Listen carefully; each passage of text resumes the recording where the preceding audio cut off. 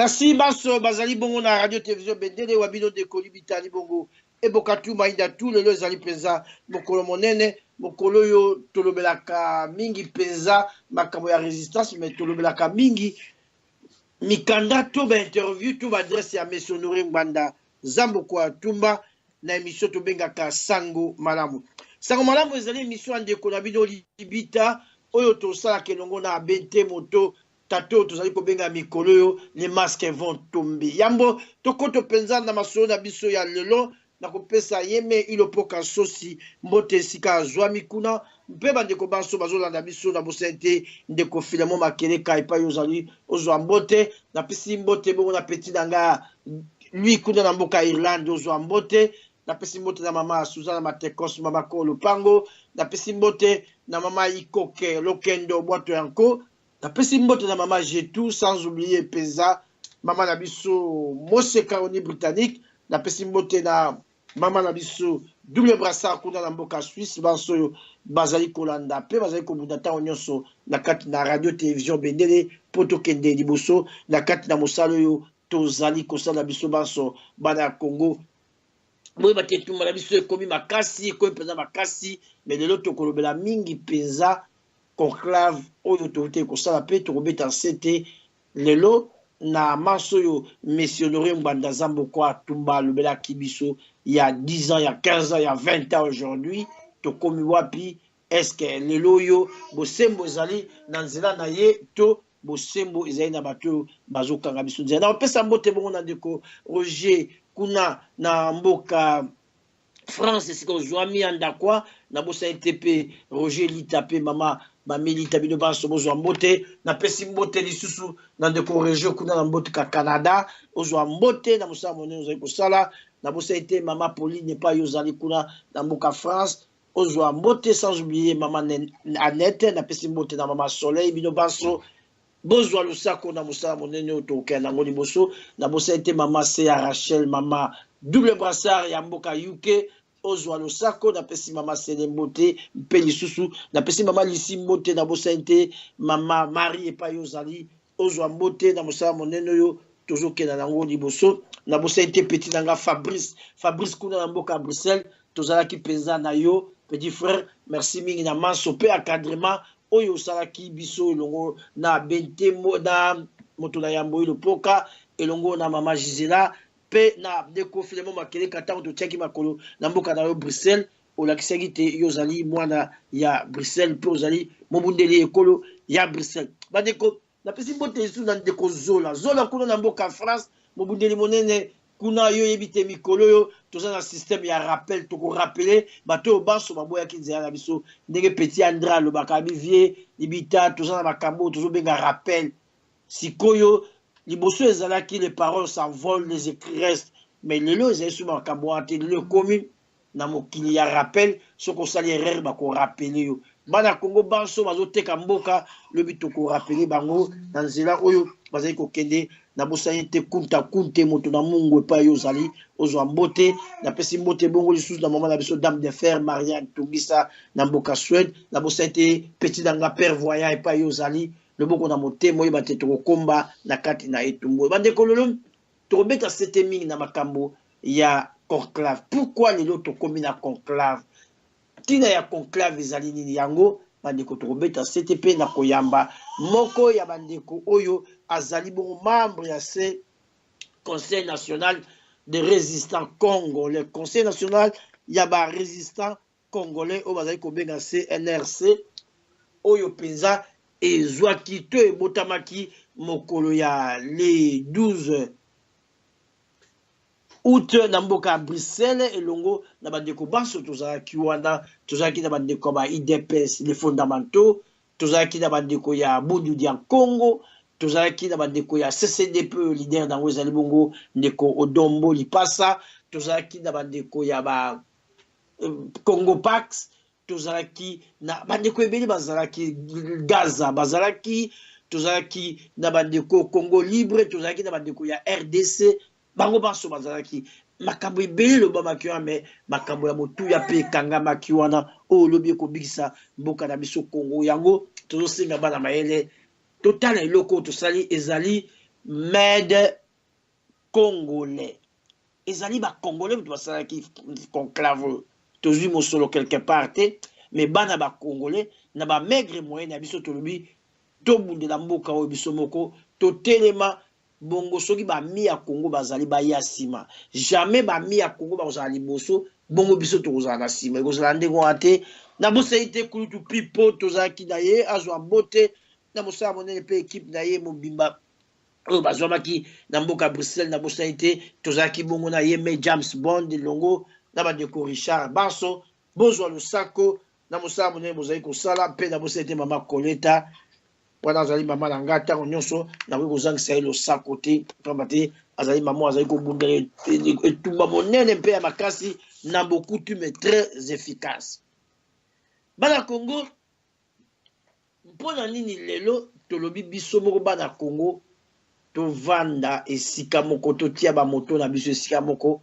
tosangisa mayele na biso mpo toyeba kosikola mboka parce que toza na expérience makambo oyo tozomona lelo na Congo ezali na moto tolobaka ntango nyonso mesonori bandaza mboka ya tumba parce qu'il s'agit ya émission ya lelo ezali émission tolobelaka baminkanda na ye baadresse na ye bainterview na ye nyonso ya leka mpe apesa biso yango tosalaka so torele yango epai ya bapeuple esika bazali na bosa ete ndeko bili epai ozali kuna na mboka major na mboka Allemagne ozala mbote mosala monene tozali kosala nzambe azali kosunga biso tokóma na mosala oyo donc lelo tolobelaka mingi makambo ya mesonori mbanda oyo atia apporte ya bakongolais nyonso toyeba situation ya mboka Congo lelo batata ma bandeko natali na kati na réseaux sociaux namonaki elema moko c'est un blanc moto azoloba abi tozo nyokola lelo bakongolais ndenge colonisation ezalaki lobi te tochange méthode ya konyokola bakongolais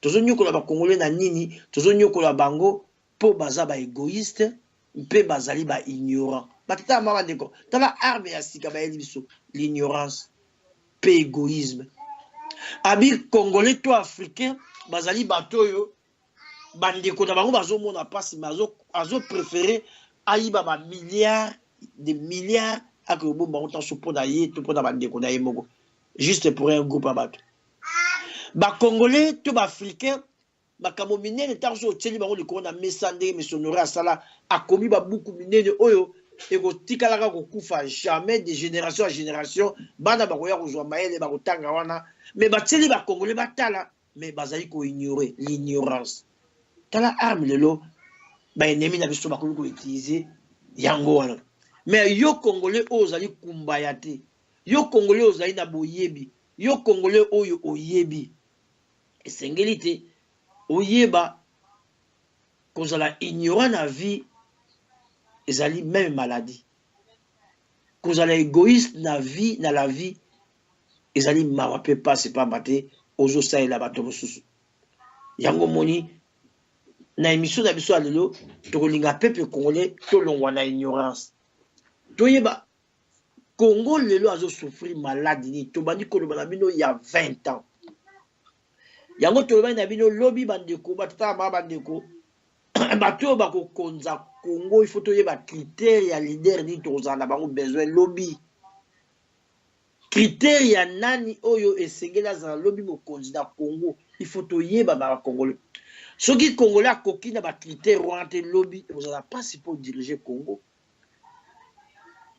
leader oyo azali égoïste leader oyo azali ignorant leader oyo azali je sais pas moi atondami na bantivaleur jamais leader oyo analobi akokokama mboka te akoka te leader oyo azangi bosolo la vérité akokomba biso parce que soki ozoya contre peuple botala ndenge baroule peuple na biso bandeko oyo tozomona lelo na mboka Congo oyo bakoti na mboka Congo bayaki na 1997 bakotaki lokola libérateur bandeko po toza ignorant motema mabe égoïsme makambo nyonso tozomona lelo bandeko ezali na moto akomaki yango na 98 ainsi sonne les grands missionnaires Mbandasa abimisaki yango atiaki yango na porte ya bakongolais nyonso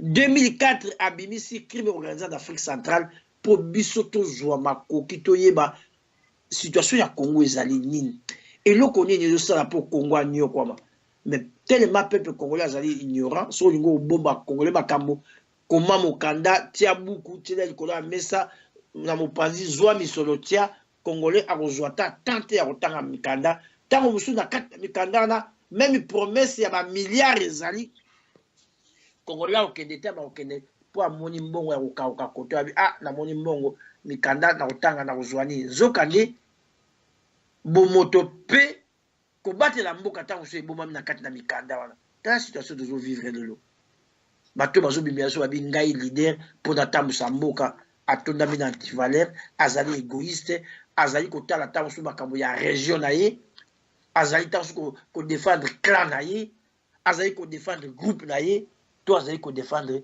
région na ye tala ba leader oyo bakoki lobité bazala kotema pour balo baba sunga mboka na biso bandeko babiloko wani so très important leader lelo azo bima bien ngana linga diriger Congo lobby mais azo la biso teke na mboko occupation ezali azo le sauter plani ni basali na mboka Congo au moment de leader biso aye aza même na projet ya société te po ayebi ke kozala na moto ya mboka lokola Zaire to Congo ngapela ina sa misolo donc azo une intention rien à pouvoir pour atia mbongo na poche asa et sa famille na basi na ye donc ba leader wana to sengeli na bango te lobi donc leader il faut ayeba situation ni eza na mboka lelo pona nini le peuple congolais atelemi pourquoi lelo il y a presque 20 ans ba gouvernement nyonso zo leka na mboka Congo mais sonori bazali ko tenter na ndenge nyonso ba benga ye malobi na koyati na ko salate pour ezali gouvernement ba occupant ezana plan mabe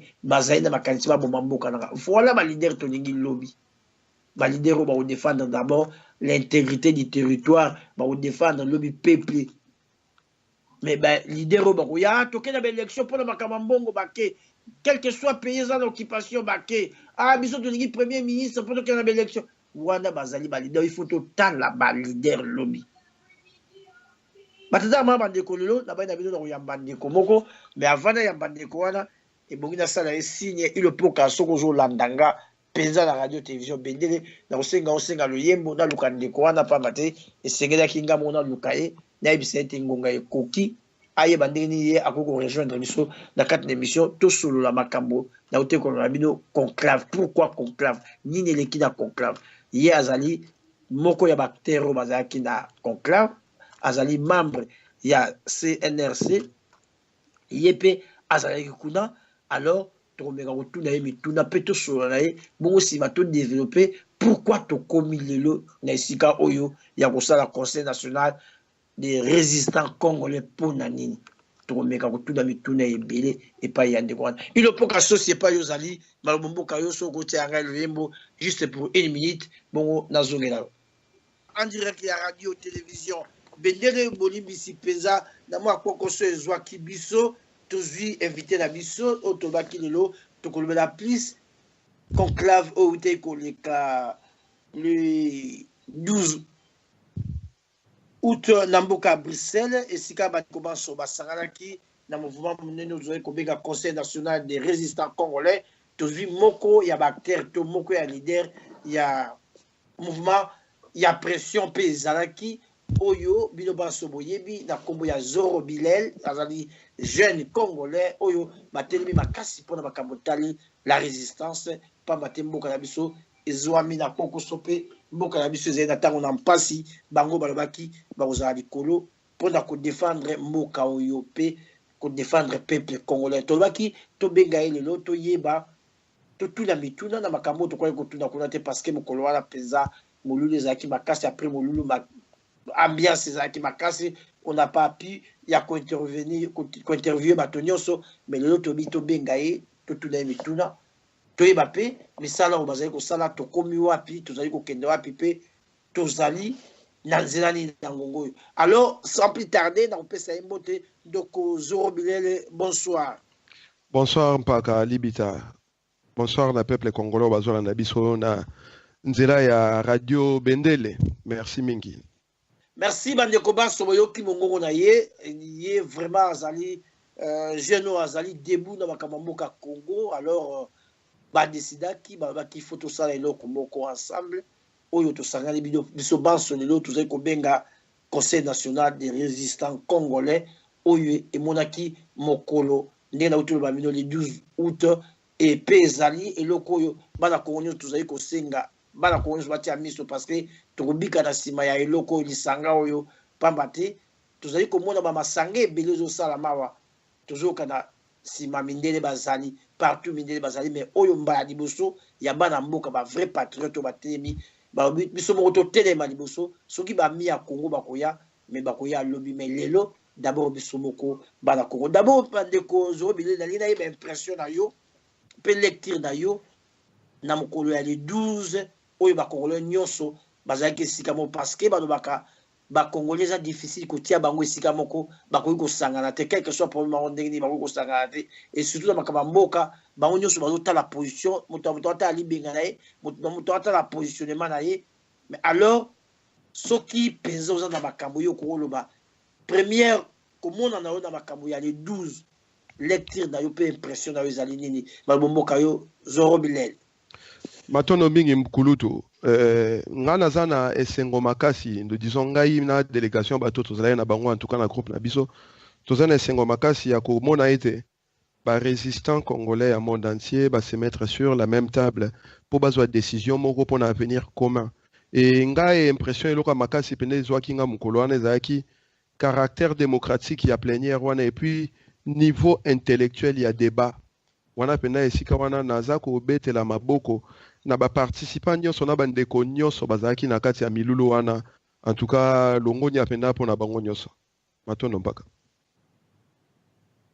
Merci longoni ya pona bango banso mais na lina rebondir likolo ya makambo lobi démocratique mais na éviter na be yango incident après na le banini ou bien l'incompréhension na éviter mais na tongo il y a le 13 après kosanga na bino bandeko ya Mukungubile Paul Mukungubile azali leader ya bato na ye balobi non bango baza vraiment non partant et loko bosali pamba te c'est comme si travail nyonso ezaki élaboré na pariko bongo aye kaka aye ko faire gobese bino et puis bino we ko gobe yango alors bango bamona kiti bango veut faut ba se tirer mais yozo lobake mosale sa maki démocratiquement pourquoi olingo coloré makambo bango bazomona ndenge wate malobo boka yo Zoro Bilele matondo mingi mpaka na mutuna wana omoni toyebaka kozala na respect envers ya batu oyo baza kobima mikolo nyonso tongo midi pourquoi pona kolobela makambo mboka et bato baza na ba calendrier caché oyo bazolinga balekela batu maele na likambo eza ko réunir batu nyonso eza malamu te na bamindele babengango il faut avoir de l'honnêteté intellectuelle.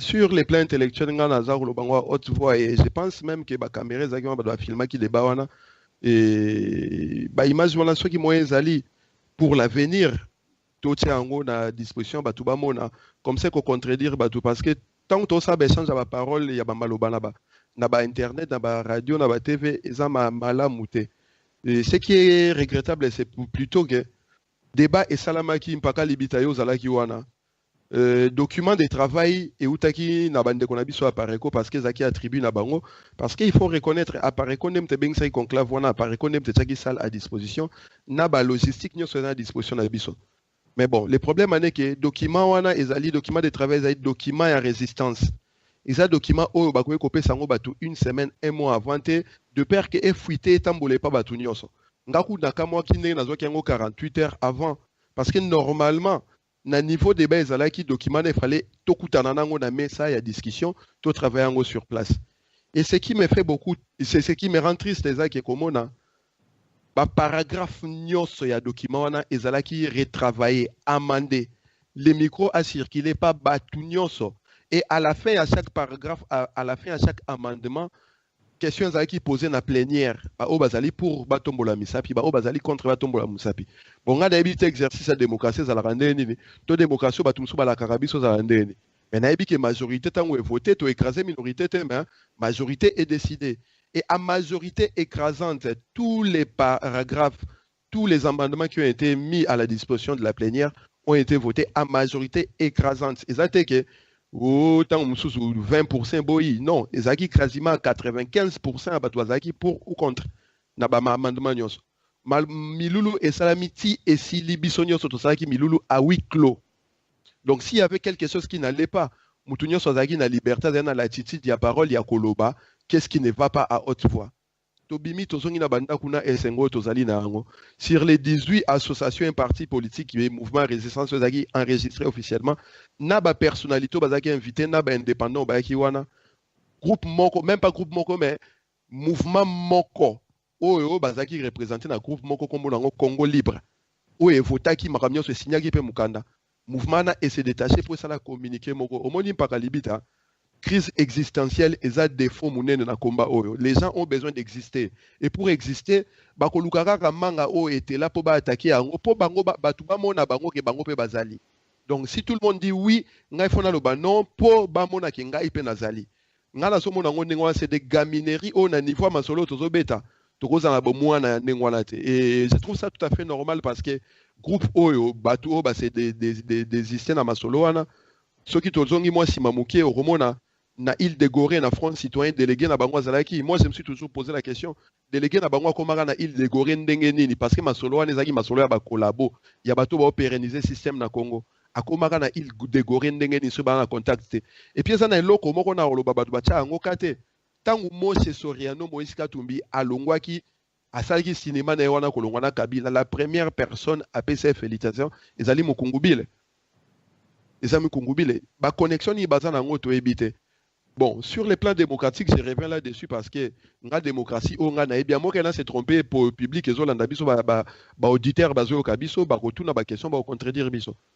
Ce qui bo amender article, bo poser la question à la plénière vote. Ce qui majorité est poni proposition mon koboé. Ata minorité est boyi. Démocratie za la nini. Peuple ndazo commander, majorité ndazo commander. Bon, binoso na simalongo bimbo sali communiquer moko boye qui ne tient pas lieu d'être parce que organisation il y a rencontre wana organisation ça mène à Pareco mais finalité à rencontre wana zaki toko kisako fandi saba résistant sur un monde sika moko bisonyo so tozali na koyeba kembo kezali occupé banguna bazali na mboka Hippolyte Kanambe na bato baza ko entretenir pour voir na il faut bakende bisonyo so to fanda place moko pona ko bengana banguna wana. Bon, binoso boye esika wana lobi nango bo komi contre esika wana. Bozali pour na peuple congolais, bozali pour na résistance, to bozali peut-être ba espion. Il y a système wana pour na koyeba mamni ba ndeko leka. Eza ba mituna to zaro mituna.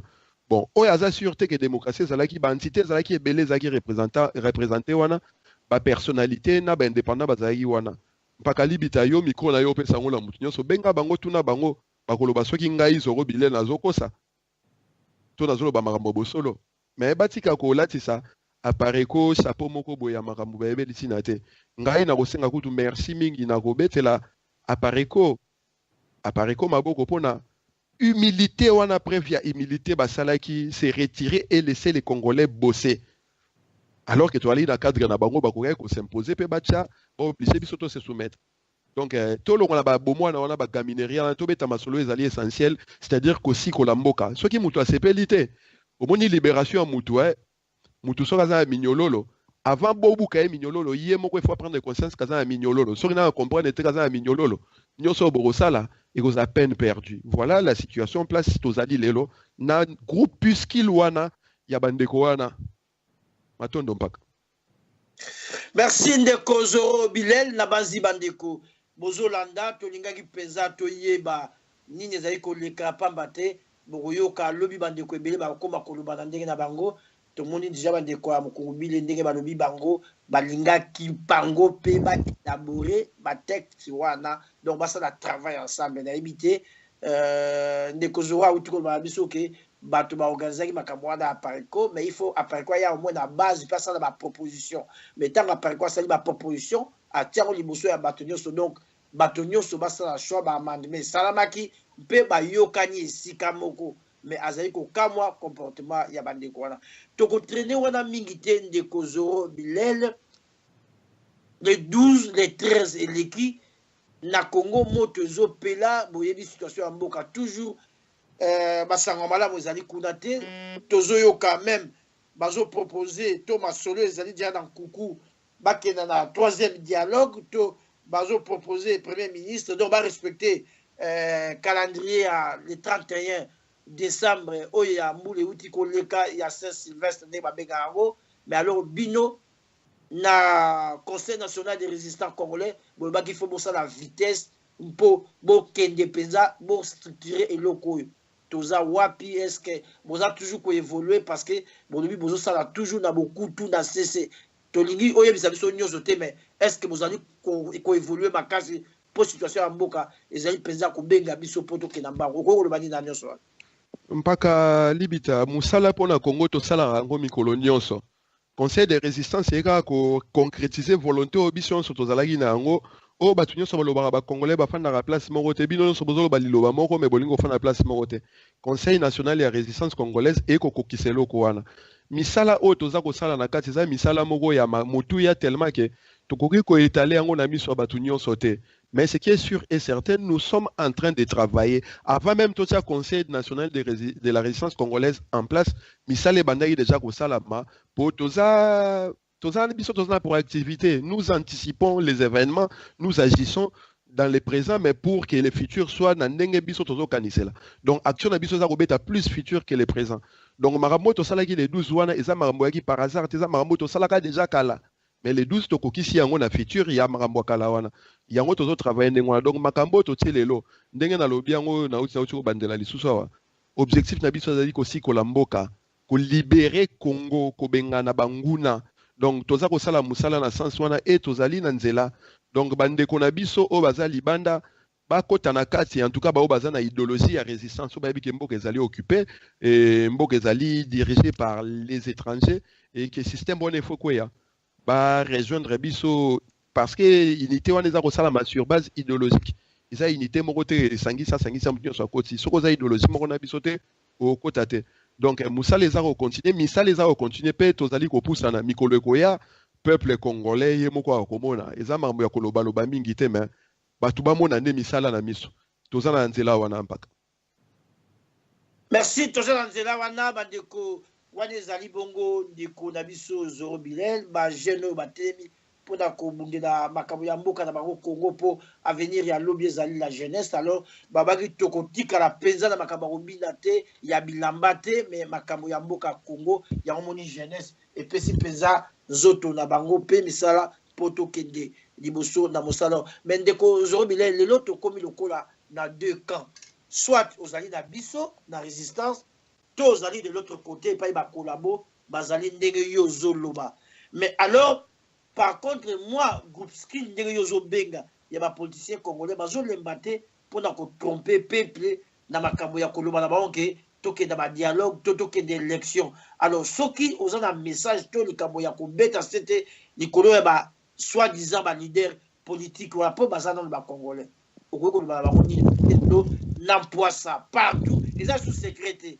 Même dans la télévision, ils ont les cas, autres médias mensonges. Et comme la situation ya Congo est élection ezali problème ya kita ya Congo complot basali na mokili ezali kita ya Congo donc bato bazobongisa makambo wana bazobomba te ezali ba multinational mais soko za na sete ya kobeta mpona kolobela ba soi-disant politiciens congolais wana na situation tout ça pour te tirer na deka quand ya ba collabo ya ba occupant na o ya biso ba résistant donc message yo ko pesa bako balbombo ka onde ko Zoro Bilel.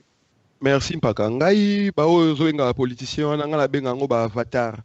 Donc c'est-à-dire baza batu moko ba créature mo ils ont été créés façonnés basala bango lokola biso couleur ya poso ndoto eza neti biso basekaka lokola biso balobaka minoko moko neti biso balobaka balataka neti biso tobotama na bango na ba famille na ba quartier na ba clan na ba tribu na ba ethnie moko toyebani lokola bandeko mais en réalité ce que longoli bango poso wana likolo na kati na bango omona ke bazali mindele bazali bana misala ya mindele donc objectif na bango ezali ko infecter la nation congolaise pour na ko empêcher congolais azwa liberté na ye donc musala nyonso basala yango moni ba memaka biso na ba dialogue wana o babanda ko lobela ngo depuis 2012 2013 to telebela ngo na bandenge nyonso mais na 2015 dialogue yango ezwaki forme moko concrète o na ye moko papa na bango li Kisekedi azali toujours na frigo ki lelo ndenge balobaka akotaka makambo wana Donc biso en tant que bateau toyebaki toyebiti na bitumba to bundaka pourquoi totelemaka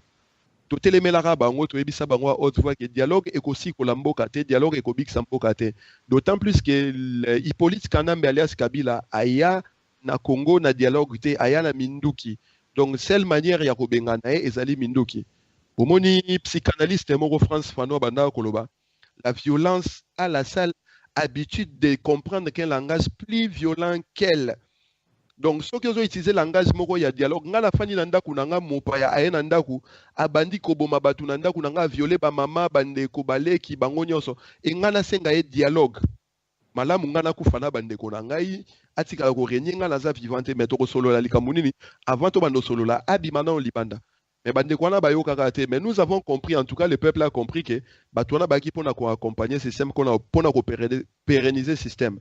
Le quoi bazar na charte na bango ya occupation babenga la constitution bachaka yango na message genre que bako respecter constitution ce que lundi ba déclaration ya classe politique tout entière babenga opposition wala obanda 2014 ti to comme en novembre 2016 discours na bango zaki respect à constitution le 19 décembre Kabila il faut akende to mona bona ba Twitter na ba vidéo basala ka makamba banda koloba.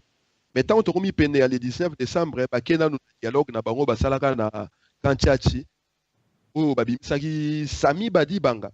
Après, il y a un dialogue, il y a mis balé au basalaki na centre Lindonge et longo na basango. Église catholique, où il faut toloba a une part monstrueuse na situation au Congo, ils ont vivre lelo. Et puis par one ezako banda 1960, 2016, ezako banda 14e siècle. Mais batubele babo sanaka yango. Mais biso tolobelango parce qu'ils font l'église catholique elle fait partie il y a système impérialiste où ils allaient quoi assujettir peuple congolais. Donc bazo qui église catholique na senko pour na ko permettre bango ba les cadets on a le 19 décembre au peuple a télémelaka babanda ko bele l'article 64. Tango baleki na date wana charte na bango ya transition ya occupation babosani yango bakomi ko beta masolo ya accord ya Saint-Sylvestre. Sauf que l'accord de Saint-Sylvestre, ils allaient dénoncer dans la charte d'occupation, dans l'article 64, où ils ont à haute voix, individu, mon groupe d'individus, au bakoza bokontina makasi, Congolais, ils ont un devoir, c'est-à-dire obligation, à hors d'état de nuire. Liboso zaki individu, mon comme tazoyi bokontina makasi, zaki Kabila. Mettons, baki na Senko, et comme groupe d'individus, parce que comme groupe, il y a opposants, il y a société civile, basangona, batwa Kabila, basangani, poba, zoa bokontina makasi. Na dialogue ango babimisaki deuxième premier ministre ya ba biloko na bangwana na kombo ya Bruno Tshibala. Mais peuple eloko ni faut peuple ayeba. Poto koma na ba dialogue wana il y a eu un travail qui s'est effectué en amont. Travail en sama na amont ezali travail au UDPS abandaki depuis 2014. Bakutana na Ibiza, bakutana na Venise, bakutana na Monaco, bakutana na Paris pour na ko établir ba faisabilité à dialogue wana. Et puis ba yokana kake Kabila disons Kabila na UDPS il faut ba kabola pouvoir yango bomona ba premier ministre nyoso ba bima ba dialogue wana ba uta na UDPS isa ba personne moko te ko baza ba lokoti bon na UDPS ba c'était des gens qui étaient des cadres de l'UDPS bato ba no ko sisote na lito ya Tshisekedi Yemoko Sami Badibanga il est parmi ceux qui ont participé dans la négociation il y a Venise il y a Ibiza il y a Monaco na ya Paris Hôtel Raphaël. Pareil pour Bruno Tshibala qui a été même les porte-parole, il y a rassemblement Oyo, ils ont ressenté binemi yamboka kokolelo. Donc, dialogue on attend téléméla qui en connaissance des causes parce que nous savions pertinemment que ces gens-là sont là pour endormir les peuples. Tango babimi, bakomi kobeta masolo alternance, masolo ba élection. Ngai naza moi la mukiem pakalibita mais naebi ko tanga naebi ko koma naebi ko comprendre ko analyser ba fait. Tant que vous avez dialogue, vous avez organisé les élections alite, Batika Kabila président, une année à comme président. Mais vous avez un accord na bango ton atangi, balobi élection il faut salama avant fin décembre. Bapé si datité, bapé si mukolote, balobi pe nengeni ba financer l'élection en gote. Et pire encore, na ba accord na bango a Senko, ba yebisi peuple était que ceux qui élection salamité na 2000 na fin décembre 2017. Kabila to batuna ba kolonga ba kotika bokonze pa kingadi to songolo pakala. Erreur wana yango ezalaka na charte ya occupation babenga la constitution parce que nulle part ba mentionnant que soki élection salamité mukonza mboka akotika bokonzi pa mutubwe pa mutubwe. Yango monaka article 70 70 ezaki interprété de manière erronée na oyo benga ka cour constitutionnelle au Kabila ye moko noma.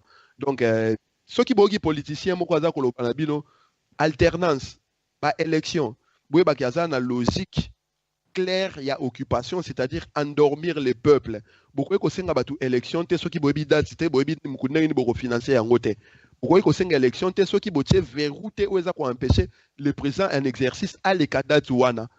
Légalement parlant, ba fungola Kabila boulevard moko pour atika la kino akolinga. Mais ndenge ba yokananga ma dialogue na bango UDPS na Kabila na Ibiza na Monaco na Venise pe na Paris ezalaki Kobanda 2016, Kabila Rotika le pouvoir pendant 3 ans et ils vont partager le pouvoir avec l'IDPS. Premier dialogue et bimisa, badi banga deuxième dialogue et bimisi Chibala. Yango mon bakomi koloba troisième dialogue siko po basilisa ba pesa Félix Tshilombo Bokonzi et yenda ko yebisa batuke moyen organiser ba élections zalite mbongo zalite peuple azelatina 2019 ba pesa ba date ya ba élection mais nyonso ne kozaka ouverture vers l'incertitude parce que date ya ba élection ezali sinedi et tobi ngole ko sala mate yango alo zo mona toza ko belela peuple nyonso solution zali place moko esika moko na résistance. C'est la résistance qui doit libérer les peuples. Donc congolais nyonso fa koti sa idéologie à côté sa esprit il y a résistant. Donc batu nyonso baza ko symboliser pouvoir na mboka na ba komi ba cible potentielle na biso donc na otoza ko benga opposition na otozo benga société civile o bazali ko accompagner bango peuple fois tiango na mutuke mboka solution tikali moko lelo tosi kola yango solution zali résistance solution zali ko benga na ba occupant solution occupation zalaka na ba élection te zalaka na ba dialogue te occupation eyaka na minduki ebimaka na minduki ebimaka na lisolo te matondo mpaka. Merci vraiment Ndeko Zoro Bilel, bandeko toza en direct à radio télévision Bendele, bandeko partout bazolanda na Mujimai na Isiro bazotile na ba chat balobi libita tozolanda yo pe Ndeko Zoro Bilel, mais Zoro Bilel na mona ki mokolo wana mokolo ya conclave ya ba résistant bato yo bazalaka na Congo to elongo na papa biso le défunt Etienne Tshisekedi wa Mulumba boli bonezwa kimia lelo oyo bazali koloba ba démocrate lobby ya Congo ba tête lokola ba papa Léon Mutuntu to mona ki ba papa Kabamba to mona ki bato lokola ba Kapita ba Paul Kapita bato ba ki lobby for démocratie mais lelo ba rejoindre biso na nzela ya résistance pona yo ozomona ezelo konini ozomona pona yo ezo talisa yo nini pe ezo lobela yo nini.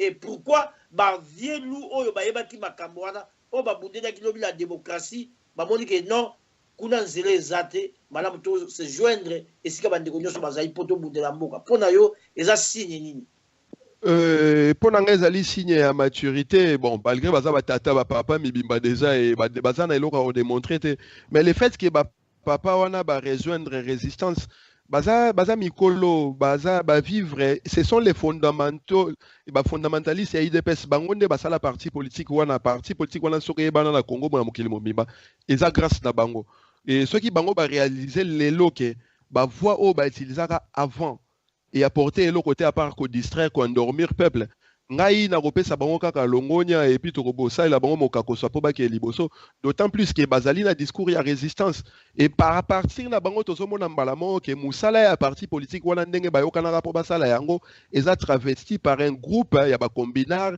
ya ba mafiosi oyo olebaye ko la bayoka pasi ya peuple baluka kosi kolongola peuple na pasi wana bango baza kotala ba intérêt ya mabumu na bango ya ba estomac na bango.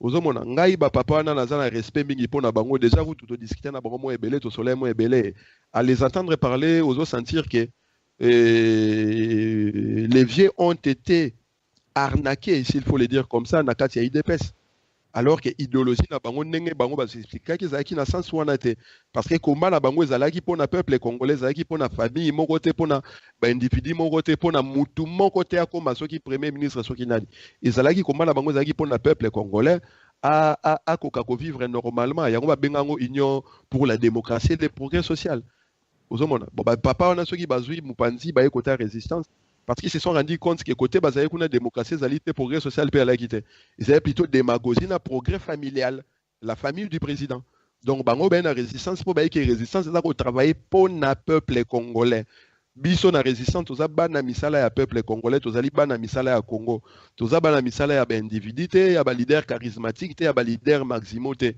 toza ba homme providentiel te mais cela ne nous empêche pas à nous référer na bakulutu oyo ya biso baza liboso balekaka avant mpo balakisa biso nzela mpo bango bamonaka moi liboso bayeki moi ebimaka na midi ezalaka place boye soko baluki bokomona moi balakisa biso nzela e reconnaître bafait d'arme ya bakulutu na biso mabe moko ezali te nga na kopesa kaka longonia na bapapa na biso bakulutu na biso ya bafondamentaux ya idps bazali leo na résistance.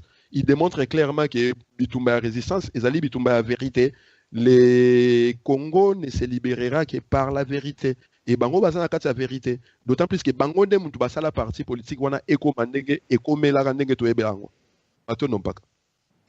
Merci ndeko Zoro Bilel bana Congo bozolanda. Ndeko na biso Bilel oyo peza atonisami na bwanya pe azali kotalisa biso makambo lekaki mokolo ya le 12 août na mboka Bruxelles esika nini mouvement ya monene uta ekobotama na kombo ya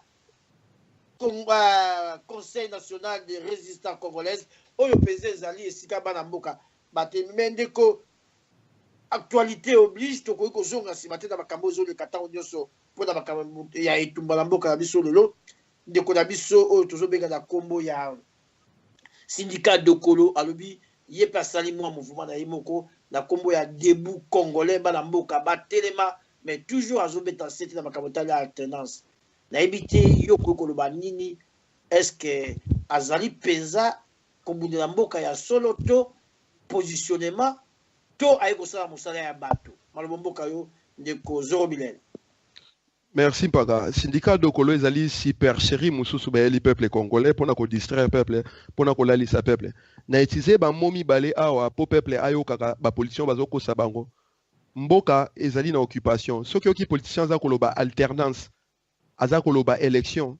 Donc il est au service, il y a occupation. Parce que alternance c'est quoi ça la matin na kati mboka où ezali occupé. L'alternance c'est-à-dire la machine reste te déplacer kaka deux éléments où ils conduire makambouana. Donc c'est-à-dire tolongo la Kabila tokocha Moïse Katumbi, tokocha Pierre Lumbi, tokocha Bizengimana, Roubaix-Roi, il y a pas de problème alternance yangwana. Alors que le problème mboka ezali kobengana banguna o bazali ko occuper mboka. Mais le vrai problème avec syndicat Dokolo asali mouvement congolais debout, c'est bien beau. Et ça kombo mo kitoko biso to banda ko ba telema to embelango banzembo to sala nyonso congolais telema congolais debout ezaka plagiat et loko mo esalamaka. Mais biso tangu to bandaka ko bunda pona Congo etelema ba congolais ba telema. Pakatolo ba vérité, il était au syndicat. Abana ko gegonda rosomba bikeko to banda ko monena ba États-Unis na ba basketteurs américains. D'autant plus que syndicat Dokolo azali et pour il y a un des présidents il y a ba pays où ezali ko occuper Congo. Batoubaye Barate que Angola ezali l'un des pays où est occupé le Congo. En 1997, tango AFDEL et Kotaki nakati AFDEL Angola pezaki nakati. Des troupes angolaises sont rentrées au Congo na AFDEL pour na kobenga na Mobutu na pouvoir bafanda kuna.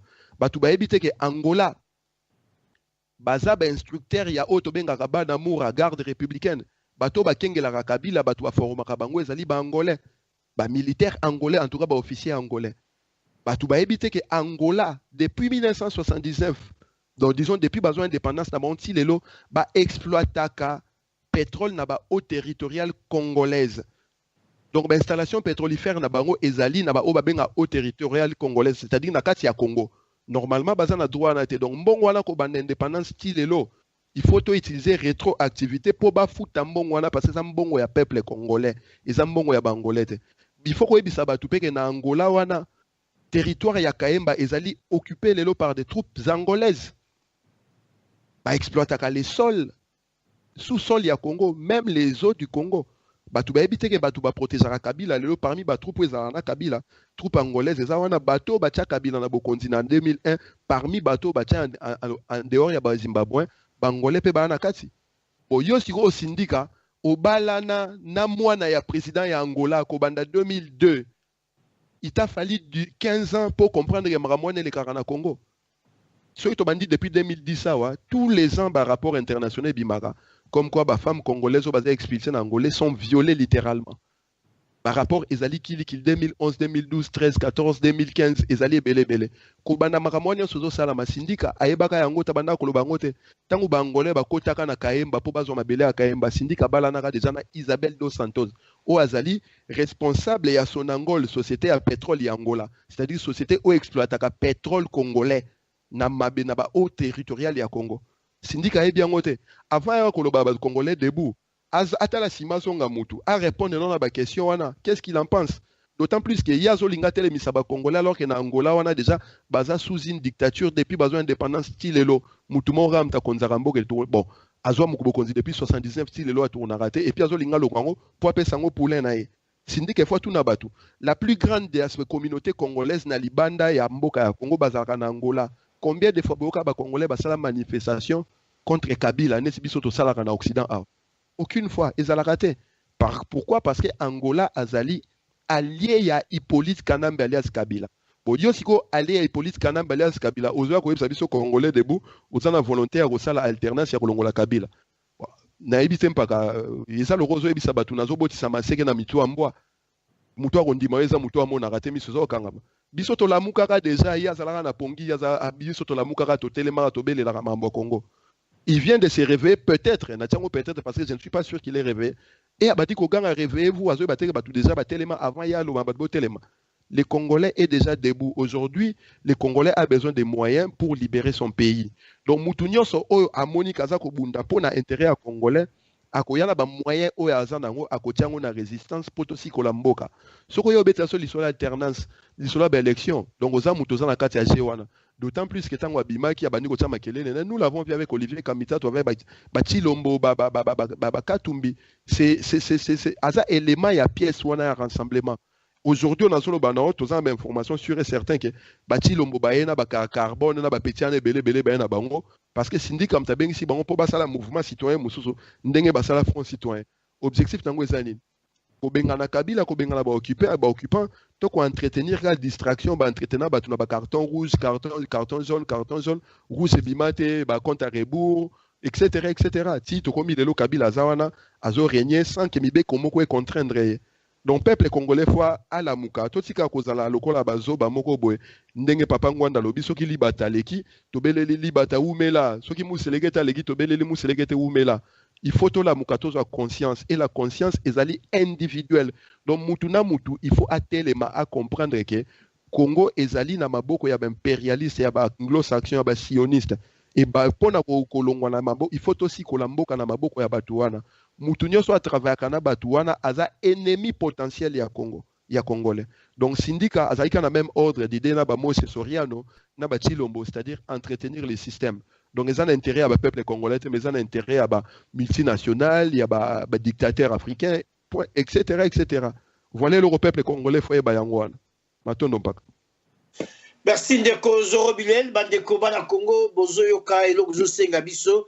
Tofungola batoyi parce que ozali ba arme oyo peuple nyonso peza il faut azana parce que boyebi ezali arme moto ayebi bakosaka ete na kote ko ba bino ko talisa bino mondele moko alobi ba africain bazomona passe pour la ignorance pe égoïsme kozala ignorant ba tata ba mama bandeko yango ezoboma biso pe et même biso na situation oyo tokomi nango mais ndeko nanga Bilel outi ko ba makambo rasop aye toyokaki ba Congolais baza ba Congolais lokola biso Kabunda lobi Hippolyte Kanambe makambo na esili akovanda so esika vanité raison d'être na wana ici c'est une des raisons baye pour bateli misaba ndeko ya diaspora bateli malikolo mpo ba chasser Hippolyte Kanambe yango baye kopesa message wa okokoloba nini est-ce que ezali toujours démagogie to cette fois-ci penza baye na discours ya solo ya kobengana Hippolyte Kanambe? Non, mais vieux, c'est pire que démagogie. On ne peut pas, nous ne pouvons pas nous moquer indéfiniment du peuple jusqu'à ce point-là. Et ça, le roi Batoubaza, c'est ce qu'ils sont en train de faire. Rasop Ezali, organisme créé, dans la structure, il y a pensé, il y a Hippolyte Kanambe alias Kabila. Qui dirige les Rasop aujourd'hui? Pierre Lumbi, qui est resté pendant longtemps chef de sécurité, il y a Kabila. Donc, ma baignon, ce salama, Batouba Koufa, Batouba Leva, Batouba Kanga, Batouba Boma, Pierre Lumbi est bien. Et ngai na mo expérience na na vie ba agent ba renseignement ya ndengwana soit ils sont en exil soit ils sont morts. Comment ça se fait à se retrouver wana na bango? Il faut dire au peuple la vérité à haute voix. Donc ceux qui rasop baza ko babazo bundela peuple baza ko sa peuple depuis basalama et l'oronil basala na volonté à peuple nyonso basalaka balobango à haute voix les décideurs ont dit les décideurs balobi. Donc ba décideurs en ezanani eza peuple congolais. Ils ont des multinationales, des impérialistes, des anglo-saxons, des sionistes.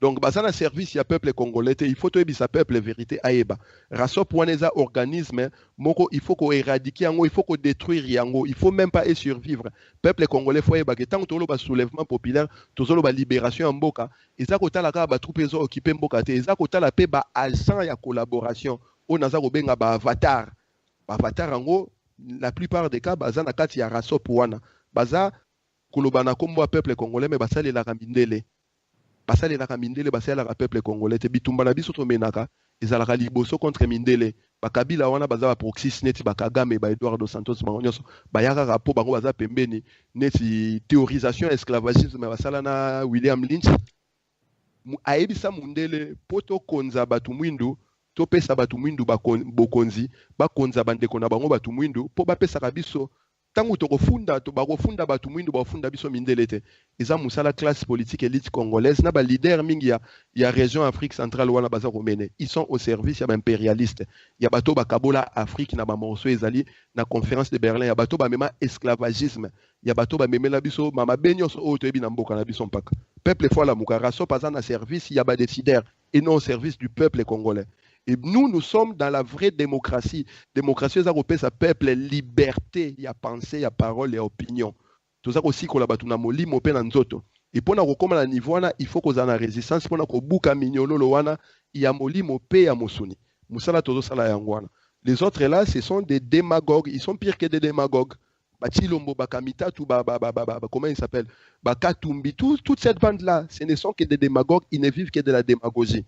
Sokozu ba déclaration na bango so ba sala na bango biso toloba na bango nyonso ba wangana mais nyonso esala mandenge toloba mutu mongo tazwa courage ya koyebisa peuple bolimbisa biso tokosamaki il continue à faire l'air super chéri et ba peuple misusu bandeko misusu baza le roi ba même baza kolanda c'est-à-dire même ezali liboso ba katie mutu akufi ye pa poussana apesa mutu bakata eka kandengola biso tozana besoin peuple éveillé yango to parlera na éveil patriotique éveil spirituel et éveil physique musala tozo sala yangwana ngala benga ngo travail de lumière toza ko chamwinda comme ça nyoso eboma mena nkuku ebima na miso mokili bamona matondo mpaka merci nyoso eboma bakida molili po emonana bato bayeba mais nalikida yeba ndeko Bilel elo ni parce que lelo c'est comme si la vérité bino comme le quoi le parole évangile c'est-à-dire la résistance c'est comme le quoi parole évangile baninga wana ya l'autre côté babi bozo bamba bango kaka babanga et le prévenir nos rôles que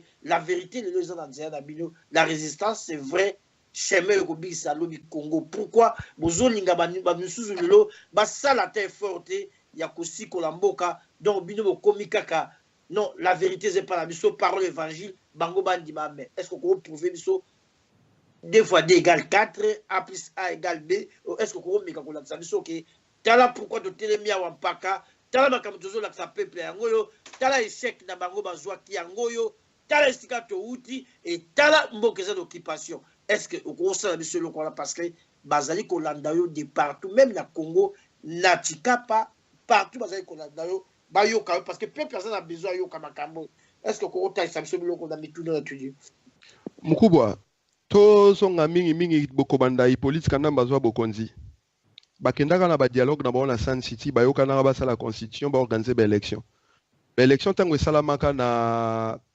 2006 biso nyonso toyebi ke Jean-Pierre Bemba mutaganyaka ba rapport ya ba organismes internationaux ezalaki wana ebima comme quoi Jean-Pierre Bemba gagna ye moko Jean-Pierre Bemba loba j'ai accepté l'inacceptable mais mutabima mokonzi ti lelo ezali Kabila na 2011 tangu batu baza ko telemela makambo ba élection biso ngai Zoro Bilel na kumisaka Tshisekedi akoma président nous avons fait foi topesaki bango kiti swana boke na ba élection totale soki ekosimba biso nyonso toyebi ke Tshisekedi a gagné ba élection wana mais mutatikala na bokonzi ezali Kabila na 2016 tant tozo pusana toyebi si bango ba élection ko sala maté il faut kotelemisa peuple bango balobi to ke dialogue tobite soyi boke dialogue bokolekisa Kabila nzela kozwa boulevard ya inconstitutionnalité donc akotika ko régner parce que yene mtaza na force na imperium batela biso mutu makasi baboya le 19 décembre les cas bayela biso mambo ba testament kutu batika testament bacha mwana bon premier ministre etc.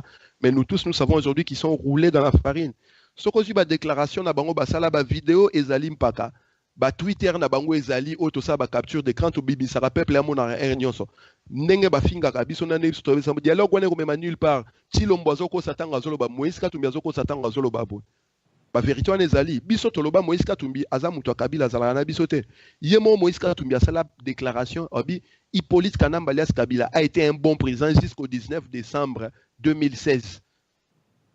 Si on va faire un rassemblement pour Anissi Kabila, il était un bon président jusqu'au 19 décembre 2016. Le génocide de Malamboka, le massacre de Malamboka, Bandeko, Bazar Okufa, Nyon Soneza, Lokuta, Toko Sakayango, le rapport international, ils allaient au biso tolobarate, mais Bango Moko Mindele, le organisme, la Bangoza Koloba, haute voix. Et ça, Toko Mina niveau Moko Mpaka, Toza Lissou Natina reprouvé vérité, la vérité est là. Nous allons faire que circuler la vérité pour qu'on ait à disposition Moutounionso pour Nakosi Kolamboka parce que nous pensons que la vérité n'est qu'aussi Kolamboka. Et la vérité aujourd'hui est que le Congo est occupé par des troupes étrangères. Bangolais, Rwandais, Ougandais, Burundais, Sud-Africains, Tanzaniens, Zimbabwéens, même la MONUSCO, Nations Unies, les forces occupantes du Congo. Les multinationales, ils ont occupé le Congo et ils empêchent au peuple sa souveraineté. Et combat la biso zali combat souveraineté nationale. Il y a un moment la libération du peuple congolais. Libération du peuple congolais. Vérité zali wana mpaka. Toluka totalisate so neza nango mathématique était 1 + 1 = 2. Les faits sont là. Tshisekedi tango azokenda wa okesa meeting ne batu babimaka so 3 millions de bango baloba. Toyebisa bango bokende ko benga na Kabila. Balobi te to zelati na décembre to pesiye. Alobara terme mo utiliser juridique wana bosanyango. Tant il fallait passer en action, il n'est pas passé en action. Les autres c'est-à-dire que ces gens-là sont soumis à la volonté à Batumoko qui n'ont rien à voir avec les Congo. Et vérité, biso todo ba peuple congolais en wana. Congo ezali ya ba congolais zamboka na biso. Donc biso il faut décider pour na mami kolekoya. Toza koloba marambu ya ba dialogue awa. Tozo bele lango peuple ayoka. UDPS ndazana sima makambu wana batu baza kondimate. Na lakisi na misu makasi yake. Ba dialogue nyoso bakenda ba premier ministre ba utaraka na UDPS. Ils ne sortent de nulle part. Et so talibé na ba partage à pouvoir na bango au monde UDPS mtazora part du lion. Parce que ndenge ba yokana katango ba bandi ba négociation na bango, il fallait ba kabola pouvoir entre UDPS na PPRD na majorité présidentielle. Et ba kokene tina 2019. Les lois baso ba soki ba élection moins 100 manu ezate, il faut ba baksa bon 16 mois soit 17 mois. C'est to sali calcul na mikolo to sali to baki 16 mois 17 mois, to soko mambamo en 2019. Bon, to lo ba bosolo na niveau ni pour peuple comprendre biso. Tant musu biso ba zoro ba bino mpaka libita. Ba monsieur Honoré Ngwanda toza ba extraterrestre. Biso nde toza bazo ba bango baza mayele koleka biso. Peut-être. Merci Nabazi toza lisu na bakaba ko démontrer la situation ya occupation na mboka Congo ndenge ndeko zoro bile la zali kotalisa biso penza na modèle nyonso penza zali kolakisa biso penza lokola lo ya roche to lo ya source bana Congo boyi bate mboka na biso ezali vraiment na maboko mapaya na mikoyimilekaki monsieur Honoré Ngwanda lobaki abidibita ce qui peuple à comprendre te mboka za na occupation alors il faut dotika mosala auto to ba ke to perdre mboka mais mokolo peuple a koyeba ke mboka za na occupation dans les victoire na biso ezali koya pourquoi kolobani na nyonso wana ndeko zoro bilel. Mais Moussala to sala réveil patriotique yango wana il faut qu'on reconnaisse le mérite de M. Honoré Ngwanda parce qu'il a fait un travail colossal. Ngai na banaï ko s'opposer na à un moment donné na combat na ngai, mais au final je me suis rendu compte que au moins on était intellectuel et l'autre solo bela yango wana paka. Ozala na mabena malamu na yo quand tu dis la vérité, nous devons avoir la décence honnêteté rolobagem paka libita lobi bosolo. Et tout ce que M. Honoré Ngwanda loba depuis abana roba marambo ya makambo Congo, c'est avéré être la vérité. Bon, ceux qui m'ont à Bosolo, on a lancé un travail des lumières. La lumière, c'est la vérité, on a besoin de Bosolo. On a tout intérêt à quoi Mambo, on a diffusé, on a vulgarisé. Le problème, c'est que qu'on vulgarise le message, on a que conscience, tous les individus congolais vont acquérir yango. Révolution, ça la maka, tant que beaucoup mi ebele, besoin de conscience individuelle que homme providentiel azali te ngai nem na ko bigi samboka wana. Ce qui nga na prétention qui ngam na obik samboka yo za na prétention wana ce to 30 millions mutoyo zo babi so za lisusute mukotolo babi so libanda 30 millions nyo so bobima libanda mais na 30 millions na suka to repona mutu oyo azana ba atu nyo so surier ou azana confiance biso nyos. Donc monsieur Honoré Ngwanda a dit que la vérité il ne fait que dire la vérité. Et nous sommes dans l'obligation de faire circuler cette vérité-là. Balinga balingate, ba côté lema et bazali côté lema. Matondo mpaka. Merci Olingo Lingate au côté lema bana Congo. Boye bate tumba oyo la vérité. Et pourquoi le bararango gagné sur Abilibita, la vérité c'est lui-même Dieu. Mais ndeko Bilel Nangonga oyo. Tout ça, les locaux nous tous allons pour sur Conseil national des résistants congolaises. Mais ce que vous avez dans le message, à repérer, c'est que vous pouvez être résistant pour rejoindre bateau, va dire au Kendeto, train, ils allaient dire au Kende, au coup que le Badabarouni n'est pas battu. Plus que vous allez belé dans le Lobamoko, autres dans le Lobamoko, pas de collabo, mais autres dans le Lobamoko, peut-être dans le Sikamoko, tout le temps, Sikamoko. Tale sika tokolonga yango na bosa raté ndeko yo molimo ne pe bana kimia ndeko kibasa maliba tango nyoso azali ko ya zo ba biso boye batele mouvement amène toujours le mouvement eko bima eko mema pe mouvement mususu bato ba ko telema okoza na ndako so bato bagange bato ba bimi po ba yoka ki mouvement okoko le banini pe mbela ni ko beta na bandeko bazana ko hésiter pour na okota na train. Il y a le Conseil national des résistants congolais dans Libanda na kati na mboka. Malomboka yo de Kozoro Bilel. Matondo mpaka libita. C'est NRC zali cause nationale. Tout ça na approche moko humble, tout ça peut-être na prétention parce que tout ça na objectif na biso eza clair ya kosi ko lamboka. Mais biso moko to ko sala musala wana te. Et puis ezali musala ya ngai na yo kaka te mpaka ezali musala bandeko to sala moko mais ezali musala ya congolais nyonso. Donc conscience wana ezwa mutu na mutu et puis tozala na humilité ya koya ko rejoindre baninga oyo baza déjà na eloko moko be bande ko tambola totia maboko po eloko yango ekende liboso. CNRC ezali tozo benga o Conseil national de la résistance congolaise. Donc ezali affaire nanga personnalité ezali affaire na personnalité ezali affaire ya ba congolais nyonso. Donc bandeko o baza ko hésiter na même oyo ba banda ko tala la musika, la porte reste ouverte. Mais bon, biso nga na lobango à haute voix, union c'est bien beau de faire l'unité, mais ceux qui sont à la base idéologique moroté, ceux qui sont à la compréhension idéologique moroté, union na izana tina moroté. Malamu mutuna mutwa tsala nzela na ye. Mais mutu o nyo so yebi ke Congo zali occupé zali na maboko ya bapaya. Mutu o nyo so yebi ke photo si kolamboka wana poto zonk sa maboko nzi na maboko ya bango mongo peuple congolais. Place na ezali na résistance. Place na ezali na résistance. Et ça, la porte reste ouverte, en tout cas, je pense. Les angaïtenga na porte-parole à CNR, c'était na zape habilité ta koloba na kombo na mais je pense na ndenge to sola ki mukoloana qui porte ezali ya kofunga na bato bazana conscience idéologique. Il y a pas problème au ezali na Congo. Donc to sangana pour détermination to zali na yango, mais notre force et qu'on appelle ici na nombre na biso so to komi ebele to robota bana misusu bana ba robota bana misusu yango ko sa boko bokasi na biso e ko permettre biso to bouger ba limite ba teli biso objectif national ko si ko la mboka ezali libération en Congo. Donc eza musala eza ko salama et nous allons continuer en même temps to za ko sala invention ba âme to za ko créer ba âme to za ko côté ya liloba to za ko évangéliser pour na ko gagner ba âme.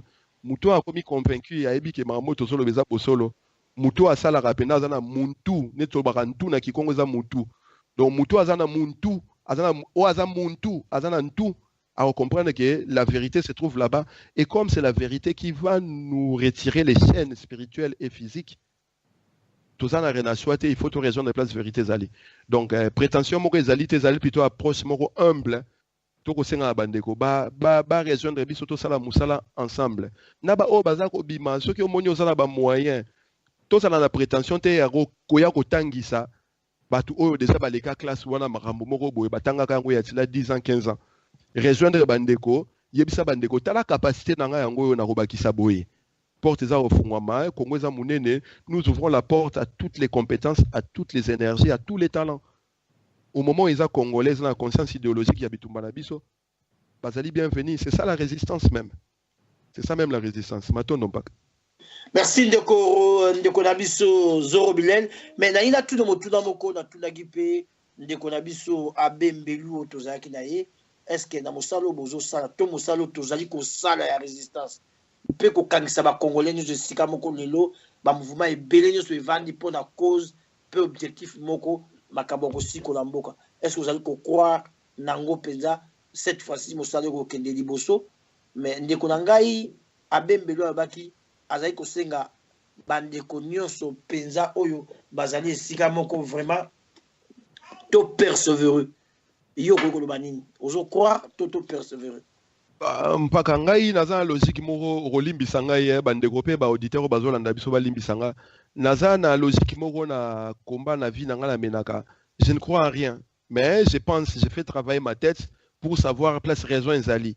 Et naza pena na confiance, na assurance que tozali na bosolo. Et le moment où toza na bosolo, toza na vérité, toza na sima la vérité. Et nous ne pouvons qu'arriver à bonne destination. Ce qui biso to comité, bana o to robot tabakokoma, de toutes les façons combat to menara. Isa combat ya vie morote, mais c'est le combat de toutes les vies. Parce que bato bazo bundisa biso barozonga simate ba okangama bo te ba otikate. Mais biso toza éternel te bato ba okufa bato musu bakoya. Isa ba combat o bakoko na biso déjà basalaka avant, biso to récupérer kaka eloko yango tozo connaît biso pe to otikele pa bato musu. Mais ce qui conscience wana ekoti kaka na biso nyonso. Mutu a comprendre droit na ezali nini et surtout à assimiler plus quel est son devoir par rapport à mboka na ye na bandi to okende liboso. Toza na détermination d'aller jusqu'au bout. Nkolo soki asungi biso tokokoma na objectif na biso. Soki pe nkolo asalaki ndenga bongisa na makambo na ye biso so tokomite bano toza kobota baleki na biso bazoka na nsima bango nde bakokomisa yango eza bobitumba ya vie moko te me ya babomoi nyonso. Donc c'est-à-dire ya mutu nyonso aza kobota mana o aza vivant eza bitumba etali parce que de toutes les façons l'ennemi ne va pas croiser les bras avant ou après nous. Ako continuer kosala ba attaque na ye donc biso faut se prémunir. Yango mona toza na renaissance, toza na refondation ya nation congolaise histoire de verrouiller.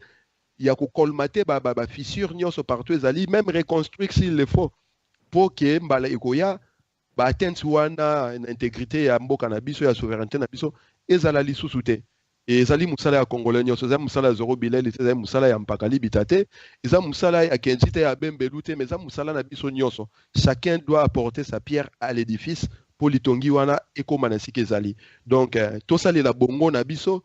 Et puis motema na biso to bongi to lekisa bolingo ya mboka na esika ya bolingo ya batu to ya ba intérêt personnel. Atono mpaka. Merci ndeko Zoro Bilel bandeko totikali na 30 minutes bandeko bamoni bakokota to batuna mituna moko to mibale et pas ndeko Zoro Bilel il peut ka nzele ko ipolele ko fungola bato basengeli parce que dans 30 minutes il faudra kanga ndeko Zoro paza misala ko sala ngape na za misala ko sala mais ndeko Zoro Bilel na zonga na makambo ya toujours dans conclave il y a le 12 août de comment on ben na bilibita ba congolais baza trop difficile alors congolais ezali soki ezali te asala musala to azana likambo yo sala yango azana musala oyo akoki kosala dans 1 heure il faut ça à 5 heures to 6 heures to 10 heures alors na yina yeba impression na yo mokolo wana likolo ya modérateur esika ba congolais bazali parce que tout ça qui plus il y a 6 heures impression na yo zani likolo modérateur pona yo ni yo koko lo balikolo ya modérateur ezaki ndeko na biso to vice président ya Pareko ndeko ndala wandala impression nous a ni ndenge amena ki débat ti na suka mpe bato nyonso ba congolais babimi na koseka mpe bayambani impression nous a ni likolo ya modérateur. Oh, modérateur azaki niveau zaki likolo makasi mpaka il faut reconnaître yango. En tout cas ngai j'en profite aussi na saluer dextérité à mettre ndala pour na modération ya conclave wana parce qu'il faut le dire congolais pour na ko fandisa bango bo solo la ezara moi pasi mais mpaka asalaki musala na komikitisa nyonso na humilité nyonso et c'est ce qui a permis que dialogue discussion et salama de manière démocratique d'autant plus que yazala qui c'est ko canaliser l'énergie à batu par rapport à la proposition de salama et sur le plan intellectuel débat zaki na niveau moko ya likolonga na zolo bangwa haute voix mpaka depuis na banda ko sangana na ba congolais mba liboso na monake lisanga moko ya ba congolais basali débat ya maele makasi ya niveau intellectuel mo likolo et tout cela to repesaka chapeau na ngana opesa chapeau na équipe nyonso ya organisation ya Pareko et surtout na mettre ndala na dextérité wana zalaki na magnanimité zalaki na ngopo na ko canaliser l'énergie à chacun de nous qui était na plénière wana et matondo mingi parce que batu ba congolais andengo wana tokoma kotanga ba na misapi tokoma kotanga ba na misapi et lorsque nous avons une telle pépite il faut qu'on protéger et puis qu'on reconnaître makasi waza nango pona kosala musala moko boye en tout cas pona likambo wana pena chapeau pona mpaka na biso ndala et puis na bandi na mikolo koya ya kosala susu mieux kolekana parce que nous n'exigeons toujours que les meilleurs de tout le monde. Oyo opesi biso lelo eza bien mais lobi tolingo opesa biso koleka oyo opesaki lelo ndenge wana nde mokili ekendaka liboso. Mais ce qui est vrai c'est que Lévier a fait preuve il y a modération morale démocratique. Et ce n'est pas lui qui a décidé, ce n'est pas lui qui a dit on va faire ci, on va faire cela. Et ça, plénière, ne décida qui a canalisé, qui a énergie à plénière, Nzelani Torokende, Nzelani Bonito Kende, il y a un rapport à l'accession de Nzela Tokende. Mais bon, démocratiquement parlant, sur 10, il faut passer notre Zélédia, on va 10 sur 10. Hein? 10 sur 10. Merci, Maton Domingue Nabanzi, monsieur Ndala Wandala, vice-président ya Parico, merci même Ngai, dans un sima rouge, il y a Ndekonabiso Zoro Bilel, dans le cas qui même il y a Bengaye, dans le qui était dans le téléphone, pour vraiment la remercier, puis na pesa ye pesa ba congratulation pesa na musala monene asala ki pambate sika ba congolais bazali ndeko na ngai auti ko témoigner petit na ngai auti ko témoigner ndeko Zoro Bilel ezaka facilité esika ba congolais bazali po penza bobima na mwa eloko ya solo pe vraiment oti ya démocratie na likolo na ba congolais bazali ezaka toujours ko benda na mais c'est ndala penza alakisaki preuve ya maturité pe ya boyebi o tondami na yango vraiment soki lobi toko zala penza na beliti ya bolobi na kati na mboka Congo tala esika toko tambusa mboka na biso pe vraiment toko tonga mboka toko refonder mboka pe la renaissance ndenge Zoro Bilel azolo batango nyonso makambo tali la renaissance toza toujours na makambo ya conclave elekaki malamu conclave bisaya nango eza na nzela tozali kozela cette fois-ci na éviter ceux qui ont secret pas maté aux obligé te olobela biso comme ko loba mais dans mouvement na bino na lingina yeba nanya za ka leader kuna eza obligatoire te soko lingo olobela biso soko lingo mais na lingina yeba na mouvement yo tambola kango RDC par na pancarte amone ba komi RDC et en plus na lingina tuna yo et loko moko le ki wana c'est vrai majorité muto a voté qui Balobi fini la résistance, lelo appellation ya RDC Congo, la République démocratique du Congo est Koufi et commis la République de Kinshasa. Est-ce que vous éclairez Badoussou Batouda Ingaï non dans vos oiseaux Bilel Amekana ko éclairer biso. Ndengeni à comprendre qui yango pourquoi vous changer qui leur appellation la pour la nini. Pe na tunyo mutuna na kati na mouvement na bino na nyazali leader. Malbobo kayo Zoro Bilel. Matondo mingi na motuna mpaka libita omoni to bandana na motuna liboso biso na RDC Renaissance du Congo to travaillera sur leadership collectif donc na koki koloba no teke ye aza leader yala leader parce que eza ba énergie ya bato ebele sangani po sala eloko moko donc ngai naza na apport na nga na salaka ndeko bayola ndeko kenji ndeko edi ndeko apage toza mo ebele baza wana mutuna mta apporter quelque chose et nous avons compris que question ya bongai ngane mnaza ko konza ngane nazo kumba ezo déranger tellement ba congolais que nous allons privilégier le leadership collectif yango zo même isa idée au na conseil national de résistance congolaise baza ko privilégier mais bon s'il faut dire tozana mukonzi oya sala ka ba dossier nyonso na kati ya RDC comme on a keji kiwewa donc yem ta engagé ka mouvement ya RDC yem ta signer mikanda na kombo na biso et mutu azana ba talent na ba compétence na ye il faut qu'on reconnaître ye azako sala musala oyo biso ba misu tokoka kosala te et nazo profiter même pour na saluer ndeko nanga keji pe na bande konyo so RDC otozalaka na bango mais secrétaire général ya mouvement ezali keji kiwa mutuna mtazana ba tribune ya musala salaka quant à appellation ya Congo Kinshasa en fait débat salamaki parce que to bande koloba RDC République démocratique du Congo abembelo souleva ki poana alobaki yango il a été tellement explicite que batunyo so mandimaki yango nous ne pouvons pas combattre au nom de la démocratie, Tobundi Samboka Obozobenga République démocratique du Congo. Et ça logique. Ce Tozobenga Mboka na République démocratique du Congo, donc combat la biso sous démocratique et commis contre la démocratie. D'où biso nyo sotoyebi na Congo démocratie ezalaka te. Pourquoi Torope Samboka wana Combo ya Congo ya République démocratique du Congo alors que démocratie ezalaka te. Bon, place où moi j'ai compris un message subliminal dans sens nini. Moni tolobara puissance spirituelle ya verbe, la puissance des mots. Omoni prière tout ça la reza maloba to bimisaka. Soki naza koloba mpaka libita. Spirituellement parlant et comme c'est que mbuta oza mpaka. Oza mukolo et comme c'est l'endengwana donc peu importe on a kosala rapport spirituel nous entre mpaka na leki nae. Alors que soki oza mpaka to za leki na ngai. naza ko pesa place wana mpaka combat ne kozala place wana. Donc biso lokwa toza na vérité, toza ko lobela peuple vérité, toza ko tia vérité na disposition batu nyonso. Mboka wana ezali démocratique te. Donc tokoki kobenga ngo République démocratique du Congo te. Yango tolobaki pona ko éviter problème na mboka misusu, nous allons appeler Congo Kinshasa désormais. Parce que au moment où tobenga République démocratique, muto ayebi Congo te.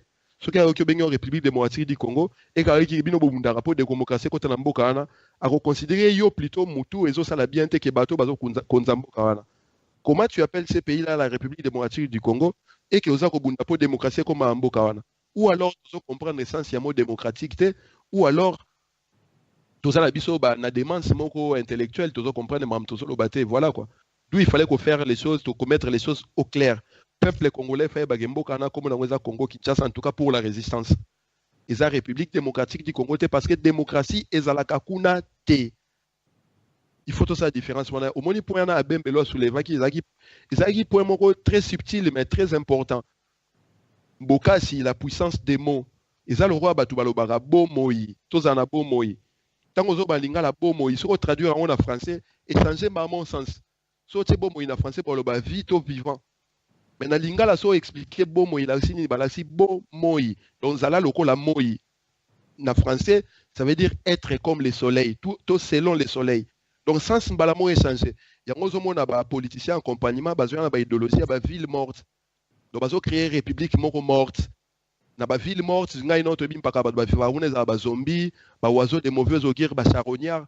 Donc dans tous les sens, aucunement bateau bazala vivant, au bazar rempli d'esprit, de corps et de corps bazala wana. Ils a toujours batu moko ba corps na bangoza ils ko panza des arozoka aza molimo za lisute. Donc puissance ya ba moto itizareza place wana.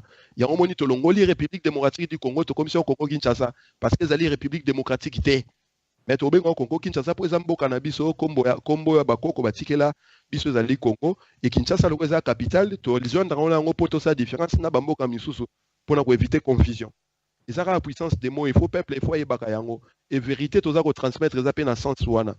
Na pese exemple ya bomoi na lingala où la qui si so traduit en français zala loko la moi selon le soleil. Mais ce qu'on dit traduction au bâtir sur le dictionnaire bomoi na français ezali vivant ou en vie. Donc ils ont un lien mon côté entre bomoi oyo bakoko ba pesa biso na o bango bazolinga tozala.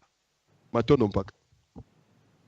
Merci vraiment Zoro Bilel mwana mayele na bandi bandiko bazolanda yo de partout bazali ko yoka yo mais to bandi penza ko kwea na suka ya émission na biso na kangi yo penza mwangonga ebele na lingaki penza lokola yo ozalaki témoin oculaire na ngai pe nazalaki mais yo ozalaki moko ya ba cadre ya RDC ya Renaissance oyo lingombo bozali kotambola nango oyo ezali membre na kati na Conseil national de la résistance congolaise ndenge ozali kobenga yango na banzi yango na lingaki yo ya poloba. Alors déclaration politique na bino ba retomber nango yo za leader mato ina yo za partout déclaration politique bato balobi ni ba commentaire ni yo na mato ina yo pepe palinga yeba ba retomber to ba feedback za ndenge nini pour la déclaration politique au bino baso bokangaki lokola moto moko polobi ko bonga mapona ko sala etumba ya ko benga ba pa ya mboka na biso ba retomber za nini retomber libre songe zaki vidéo wana tango ke kotika aline mbala moko une connaissance a benganga à partir ya Bukavu a benganga à partir ya Bukavu a benganga tema atindelanga message ya singa na oti koyoka déclaration ya Conseil national de la résistance congolaise ye tango moni yango ayebeke nazaki na ba réunion atuninga so ezaki pino mbozali na réunion na obinga azali na conclave wana.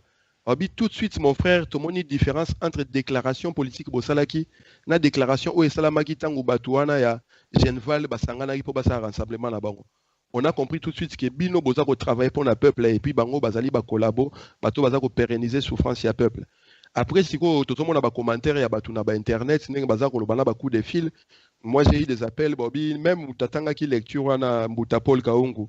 Il faut remercier mutasala ki lecture ya déclaration na il a été tellement précis dans ma propos que Moutounyoso oyo azibi Congo lingaka Congo ne peut qu'applaudir et la majeure partie à baka batu ba contactaki ba beteli biso maboko et ba boza pena ba patriote ya solo boza bato balingi mboka boza na comédie te bon en tout cas ressemblance parce que comparaison mingi mingi na déclaration rassemblement salamaki rassemblement ya ba accompagnateur tant ba salaki déclaration na bango et ba comparer qui on voit la différence, on sent que eux ce sont des collabos des vendus et vous êtes des vrais patriotes. On est allé pena eloko ya mutuya oyo ngai na zui pas batu et pas batu to solana ba on a batu ba landarabi son nzela ya ba réseau. Merci. Merci Ngapena Kobakisa élément moko na zwaki bandeko le même jour le jour suivant à partir ya Kikwiti libita to la déclaration politique. Alors c'est messieurs au nom de messieurs Paul Kaunga, il a vraiment le verbe facile à lui. Donc vraiment félicitations et puis message wana et kebiso droit au cœur. Alors talaba na Congo peza bango wana ba osala mosala lobi po basikola mboka na biso ya Congo. Vraiment félicitations na ngai dans l'accès au commentaire oyo bandeko ya Kikwiti babengaki ngai bandeko pe ya Kisangani babengaki ngai to solaki na bango et surtout bandeko nango bazaka na mindambo na isiro bango pe basalenga signe na eloko oyo ya monene surtout na monsieur Paul Kaunga balobi aza vraiment na verbe facile et surtout azali l'homme oyo vraiment na koloba na ye pe apesaki image ya monene likolo na eloko oyo tosali biso baso po lobi tosikola mboka na biso Congo. Alors ndeko na ngai Zoro Bilel tokomi pe na suka na ebite suki oza na liloba ya suka to message ni oza nango mpona kopesa peuple congolais pe peuple congolais aza toujours na ba regard tourné vers vous braqué vers vous na mosala bozali kosala et surtout ba bonne chance bokende liboso na mosala tosala po lobby tosikola mboka na biso. C'est la première fois pe mbala ya na diaspora bana ya mboka bango na bango basangani na ba maigre moyen po ba sala mosala po na mboka na bango moko Congo lobby tosikola Congo malobo mboka yo ndeko Zoro Bilel matono mpaka biso tozali na musala ya kosikola mboka. Message nange ezalaki mingi mpona bandeko na biso bazolanda biso na Congo bayeba kotelema et puis musala ezali ke monguna il faut akende toza koloba le Congo congolais les rwandais au rwandais eza manière simple ya koyebisa bato ke mboka wana eza ya bacongolais nde fo bakonza yango bapaya bakoki kokonza biso na mboka na biso te. Et appel nanga naza kolancer na population congolaise na peuple congolais partout na monde et puis surtout baza bango mona kati mboka Congo. Mbuta muntu ne mwana nsemi abengisaki bato babima le 21 toza biso na RDC tozali ko soutenir appel oyo ezali kosenga peuple abengana Hippolyte Kanambe alias Kabila peuple abengana monguna abengana bapaya po mboka etika maboko ya congolais mais tozali kosala précision na eloko moko biso tozali na démarche moko ezali sectariste te donc ba propos nyonso ezali lié na sectarisme ça n'engage que ye moko mbuta ne mwana nsemi na mouvement na ye bundu dia Congo. Donc eloko wana pe toza kobelela ngo na bandeko na biso ya bundu dia Congo na bundu dia mayala bayeba ke le Congo est un et indivisible place wana tokoyoka na te soki faut to accompagner ba message to soutenir kobengana monguna toza ensemble to sikola mboka toza ensemble mboka ezonga maboka ya congolais toza ensemble kasi ba appel o eza na sens ils ont un sens moko ezomema bato na tribalisme na séparatisme na sectarisme toko soutenir yango te wana ezali message oyo nga nazwaki epa bandeko na ngai ya RDC mpe naza kopase yango. Donc peuple abima lendi mpona kobengana monguna kobengana bapaya kobengana Hippolyte Kanambe kasi peuple akobima te mpo tokabola Congo ba Zaire soki ba Congo ekende koto kuna bandeko mosusu batikala eloko wana ekosalamaka jamais na Congo tant que babiso oyo tokozala na bomoi tokotelemela yango. Et matondo mingi na bandeko nyonso balandi biso na nzela ya Radio Bendele et matondo mingi na bino bato bozali na technique ya Radio Bendele et mingi na yo mpaka libita na ndengo pesinga lisusu micro tokoka kosola masolo ya mboka pe totambusa bosolo et message nazo opesa na bandeko na biso mingi na mama mboka tozala na approche moko humble to ba komikitisa to tia ba intérêt ya mboka liboso biso tokoleka kasi mboka ne kotikala yango tokotikela bana na biso yango bana na biso bakotikela bakoko na ba descendant na biso et puis histoire na biso ko beta mapomboka ne kozala soki na se bongai liboso tozaka koboma mboka monguna nda ko profiter matondo mingi mpaka.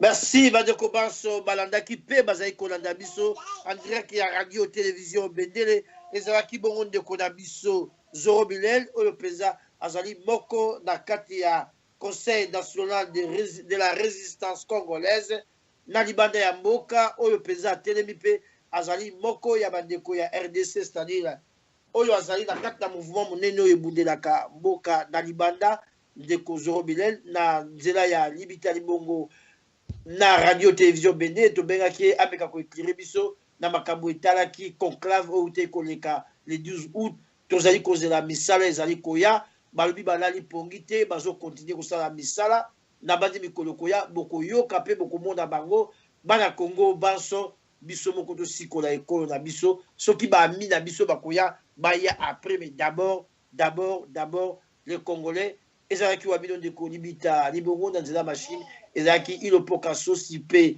abentemo pe filemo makeleka nde botikali malamu nde tokutani su moko na poso na milu koya ndeko na biso Zoro Bilel ciao okende malamu Matono Mbuta ciao. Merci.